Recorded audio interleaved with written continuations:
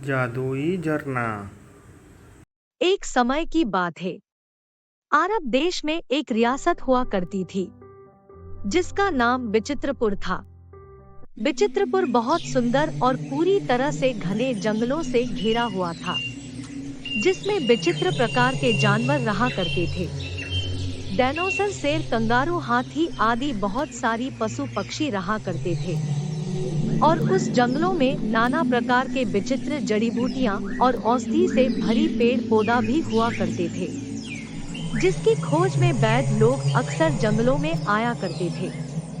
एक दिन की बात है। विचित्रपुर के राजवैद्य अपनी राजा के लिए कुछ नई दवाई बनाने के लिए जंगल में जड़ी बूटी की खोज में भटक रहा था। तब अचानक उसने देखा घने पेड़ों के पीछे से एक रोशनी आ रही है और कुछ आवाज भी सुनाई दे रहे हैं। वो धीरे धीरे पेड़ के पास पहुंचा और चुपके से देखने की कोशिश किया कि पेड़ों की उस पार क्या हो रहा है। उसने देखा कि वहां पर एक खूबसूरत झरना है, जिसका पानी केशरी रंग का है और परी लोक से आई हुई परियां वहां पे नहा रही है। बड़ी खूबसूरत दृश्य था। वैद्य ने इतनी खूबसूरत पंख वाली परियां कभी नहीं देखा था। धीरे धीरे अंधेरा होने लगा, इसलिए परियां परिलोक चली गई। परियां जाने के बाद बूढ़े वैद्य ने सोचा, क्यों ना मैं इस झरना की केशरी पानी में नहा के देखूं और उसके बाद ही घर जाऊं। ऐसे सोचकर वैद्य ने धीरे धीरे पानी की अंदर गया और पानी की अंदर जाते ही उसको बहुत आनंद मिला। वृद्ध वैद्य ने जितने बार झरना की पानी में डुबकी लगाया, हर वक्त उसकी शरीर ताजा और सक्रियपन का महसूस हो रहा था। वो पानी में जितनी बार डुबकी लगाया, उतनी साल उसकी उम्र कम हो गया। 70 साल का वृद्ध वैद्य अब 30 साल का हट्टा कट्टा नौजवान बन चुका था। उसको इस सब के बारे में पता नहीं था, पर वो अपनी शरीर में शक्ति महसूस कर रहा था। उसने पानी से निकलकर घर की तरफ चल पड़ा। जब वो घर पहुंचा, वैद्य की पत्नी ने उसको पहचानने से इनकार कर दिया और बोली, अरे अरे, तुम कौन हो? इतनी रात में तुम घर में कैसे आ गए? वैद्य और अब घर पे नहीं है, तुम यहाँ से चले जाओ, वैद्य आने के बाद आना। वैद्य अपनी पत्नी की बात सुनकर परेशान हो गया। अरे तुम्हारी दिमाग तो ठीक है, क्या तुम मुझे नहीं पहचानती? मैं तुम्हारा पति रामलाल। क्या सुबह से रात तक मैं इतना बदल गया कि तुम मुझे पहचान नहीं रही हो?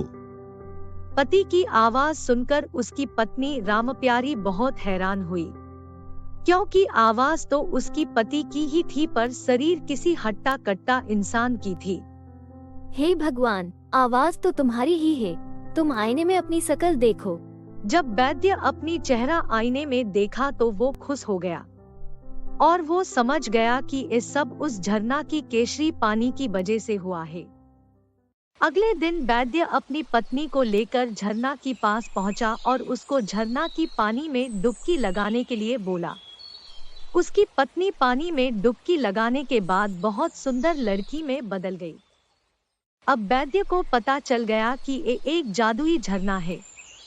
वो अपनी पत्नी के साथ खुशी मन से घर चला आया।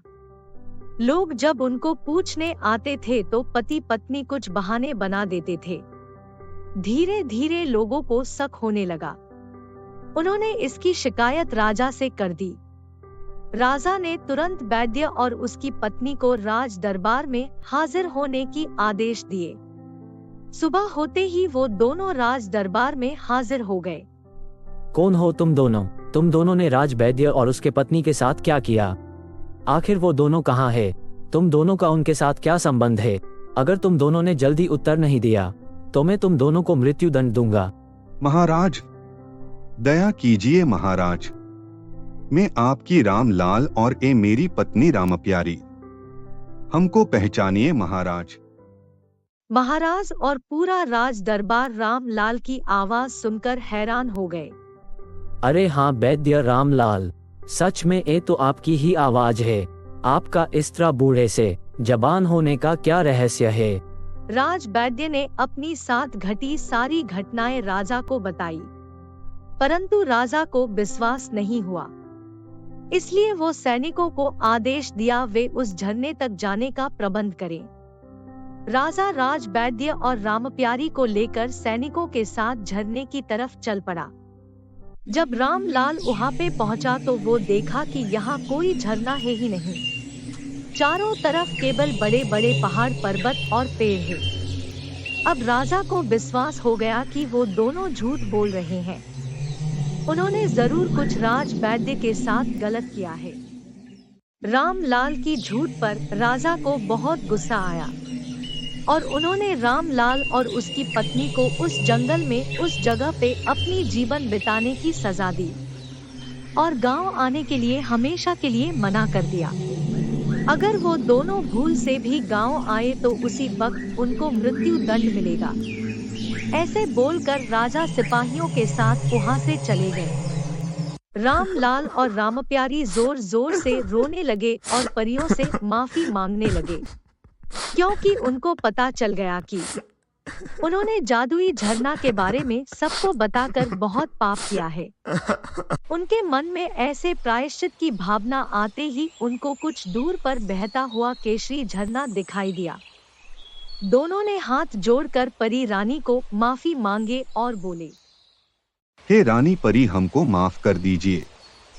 हमसे बड़ी भूल हो गई जो हमने इस जादुई झरना के बारे में राजा को बताया। हमें कृपया पहले की तरह कर दीजिए। हम वादा करते हैं कि इस जादुई केशरी झरना के बारे में किसी को नहीं बताएंगे। राज वैद्य रामलाल ऐसे कहते ही रानी परी प्रकट हुए और बोले, तुम दोनों ने अपनी गलती का स्वीकार कर लिया, इसलिए हम तुमको माफ करते हैं।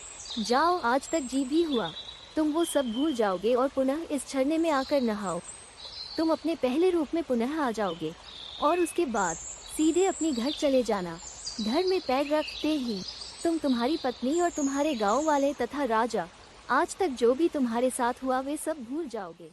रामलाल और उसकी पत्नी रानी परी की बात सुनकर बहुत खुश हुए और रानी परी को बहुत धन्यवाद दिए। उसके बाद रानी परी वहां से चले गए। रानी परी की जाते ही वो दोनों तुरंत झरने की पानी से नहाए और उसके बाद घर लौट आए। अगले दिन सुबह सब कुछ पहले की जैसा था। रामलाल पुराना रामलाल बन चुका था और रामप्यारी भी पहले की तरह थी और गांव वालों को भी कुछ याद नहीं था। राजा का बुलावा आने पर राज वैद्य रामलाल जड़ी बूटी से बनाई औषधि लेकर राज दरबार चल पड़ा और सब कुछ पहले की तरह हो गया।